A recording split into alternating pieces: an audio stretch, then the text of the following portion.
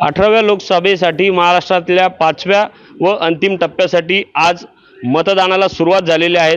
आपण आता आहोत धुळे येथील मालेगाव बाह्य या मतदारसंघामध्ये।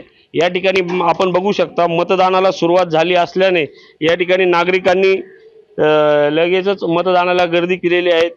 उत्साहात आणि शांततेत या ठिकाणी मतदानाला सुरुवात झालेली आहे।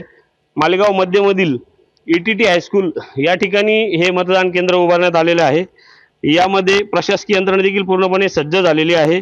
धुळे लोकसभा मतदारसंघातून 18 उमेदवार आपले मत आजमावत असून मुख्य लढत ही भाजपा महायुती व काँग्रेस महाविकास आघाडी यांच्यात होणार आहे।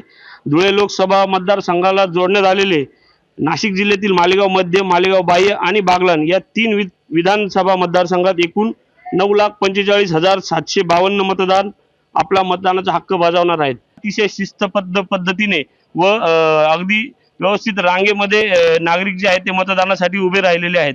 एकूणच आज सकाळी 7 वाजेपासून तर सायंकाळी 6 वाजेपर्यंत ही मतदान प्रक्रिया सुरू झालेली आहे आणि यामध्ये प्रशासकीय यंत्रणा संपूर्णपणे सज्ज झालेली आहे। संदीप जेजुरकर, ABP माझा, मालेगाव, नाशिक। ABP माझा, उघडा डोळे बघा नीट।